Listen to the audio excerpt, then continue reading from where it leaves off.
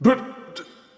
what the... Hello, my baby! Hello, my honey! Hello, my ragtime gal! Suddenly you kissed my wife! Baby, my heart's on fire! It's time for a special and long overdue review of Velocitron Speedia 500 Legacy Collection, Cosmos. And man, what a wacky wait this one has been. This figure was supposed to be a Walmart exclusive along with several other figures in the Velocitron line. But through a combination of poor planning, bad distribution, and willful short packing, only a few of these figures have been found in stores. It was sold out almost instantly on Hasbro Pulse, and took nearly 6 months just to turn up on Walmart's website, and even then only to list it as out of stock and unavailable. Frustrated collectors have been clamoring for more of these to be made available in the United States, only for both Hasbro and Walmart to stand around with their mouths open, their tongues lolling out and saying, "Duh." It was only through the kindness and generosity of Cybertron.com denizen SGMLordMirage that we were able to arrange to have one sent to the minions to pass along to me. Be sure to check out his collection in the links for this review. He was able to get one of these figures for us, where Hasbro and Walmart utterly failed. Yay to Lord Mirage. Boo to Hasbro and Walmart. Double boo! Anywho, in Generation 1, Cosmos was the miniature UFO-shaped Autobot capable of both flight and interplanetary travel, as well as an incredibly wacky degree of mass forming. The original figure looked very little like the animation model, which wasn't unusual since the figures were fairly simplistic. They've done updated versions of him for the last 20-odd years, most notably with thrilling 30s legend-size Cosmos, but none really seemed to capture the cartoon essence while still retaining the UFO look. Until now, perhaps? See the Velocitron box, which is horizontal rectangular rather than vertical, as most deluxe figures usually are. This made it harder for Walmart to stock on the shelves, or it would have if Walmart had actually had any of these figures to stock on shelves. Boo! There's character art on the side panel, a look at both modes on the back. There's wraparound artwork on the other side panel. Now let's get Cosmos out of this box and see if he was worth the wait.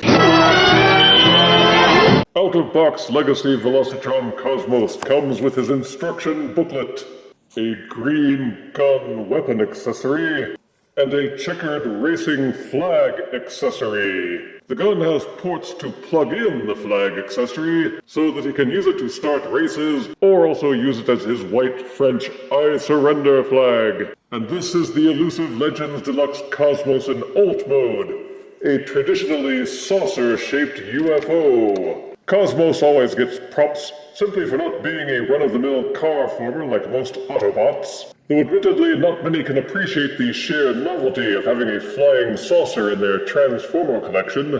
The first thing I notice is how tall the central tower is. I'm sure it was done for a better robot mode, but it kind of makes him look like, It does interrupt the smoother, dome-like lines of the saucer section, but you do get used to it after a while.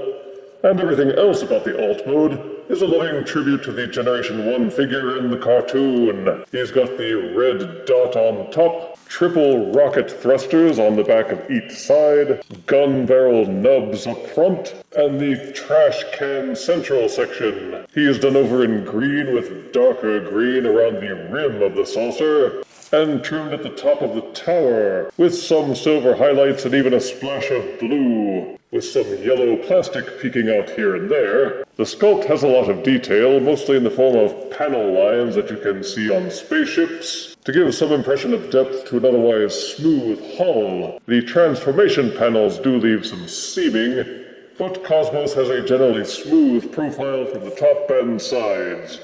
Turn him over and suddenly you're clobbered with yellow. You can discern the robot legs, but otherwise the kibble hides effectively, and the only real hollow portion is this one section up near the back. He has no wheels, so all you can do is slide him around on smooth surfaces, or wave him around and pretend that he's flying. Ooh.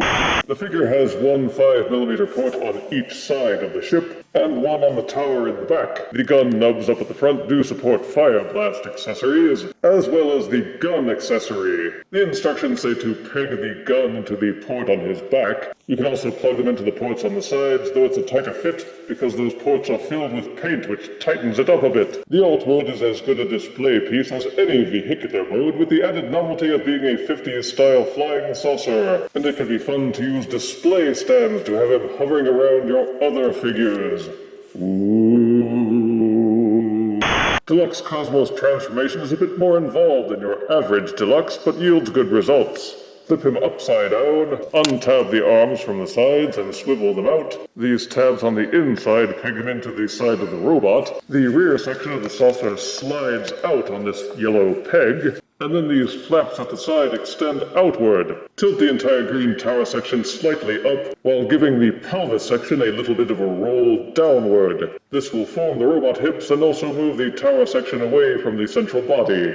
Use this hinge just below the green tower section to finish rotating the pelvis until it clicks in underneath this green codpiece. Then the arm section, which is hanging on the back, does a 180-degree rotation. Split apart the legs. Then there's a subtle little step that you have to do. You have to rotate the foot section so that this green spur is pointing out. Only then will you have enough clearance at this hinge to tilt the foot forward. So remember, tilt out, tilt forward, tilt back in. Then these sections, which are sticking off at the side of the foot, angle outwards and rotate all the way back. This corner at the rounded section will go underneath this tab here, and repeat for both sides. Fold down his hip flaps. Rotate this rear section of the ship. You will see these two tabs here, which go into these corresponding grooves. And on the back side of that panel, you will see this groove, which goes into this tab at the back of the tower. Keep rotating these sections down until the tab and the groove marry up. Then you have to finish off the arms. Each one of the shoulder sections rotates forward on this hinge swivel. As it rotates down, it will clamp into this groove at the side. These plastic sections are a bit thinner, so be careful when you push down so that you don't snap the plastic. But it will click and lock into place. If you find that the tab isn't going over very neatly, add a little pressure towards the back of this section to push it forward until you have enough clearance to push it down. From the inside of the forearm, flip out the hands, angle down each shoulder. Then at the top of the tower, you will see the red dot. Apply a little pressure towards the back with both thumbs, and the entire section will flip and rotate to reveal the robot head. Velocitron Cosmos Robot Mode is the modern G1 update that many have been hankering for. Smaller figures were limited by the engineering and unable to deliver a satisfactory level of detail, so boosting him to deluxe size was the right call. They were able to design him with a transformation and features befitting the personality he deserves. And it's plain now why they made the UFO tower section so tall. It was so the robot torso and body would have proper proportions. And it seems to have been a worthwhile compromise. The silhouette is a good Generation 1 representation, with curved arms that aren't too curved. They did a good job balancing out a completely round and domed saucer section, without making the robot mode look like a dinner plate split into 4 pieces. There's no mistaking that head sculpt, which is nicely detailed with a red helmet, yellow faceplate, and blue eyes.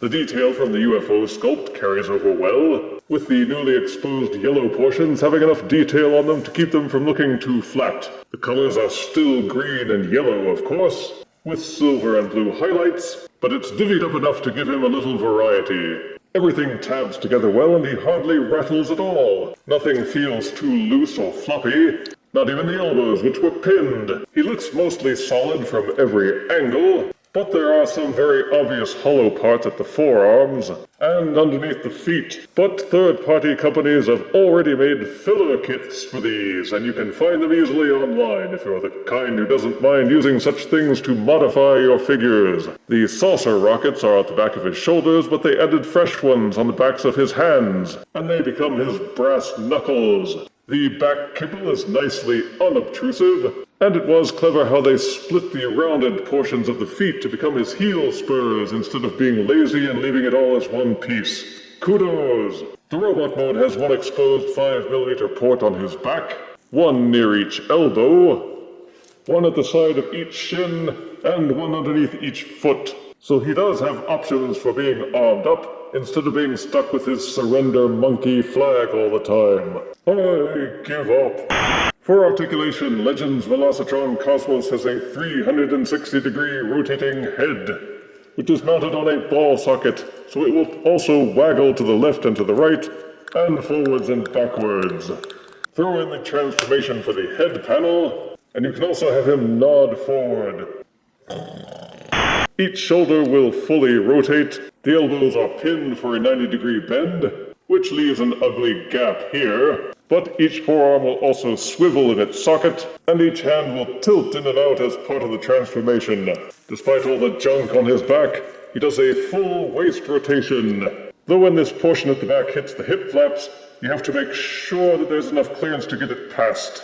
The hip flaps will still tilt up and down to get out of the way for the leg rotation. Each leg will kick forward this far until the parts crashing blocks it, and kick backwards this far. The pin joint at the side allows for a full splay outwards, and there is an upper thigh mushroom peg for full rotation. Each knee will bend backwards 90 degrees, and a fairly robust left to right ankle tilt. If you disengage the heel spur from the side, then the foot will rotate backwards, but you have this ugly thing hanging off the side of his foot.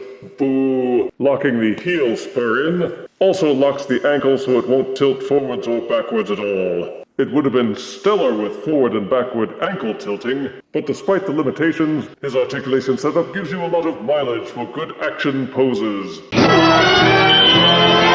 For size comparison, here is Velocitron Speedia 500 Legacy Cosmos next to Thrilling 30's Deluxe Warpath. Here is Deluxe Legacy Velocitron Cosmos next to Power of the Prime's Legend Size Sea Spray. Here is Legends Deluxe Cosmos next to Thrilling 30's Legends Cosmos. And here is Velocitron's Legends Deluxe Cosmos next to X-Files movie action figure Agent Fox Mulder. The review is out there, folks. Way out there.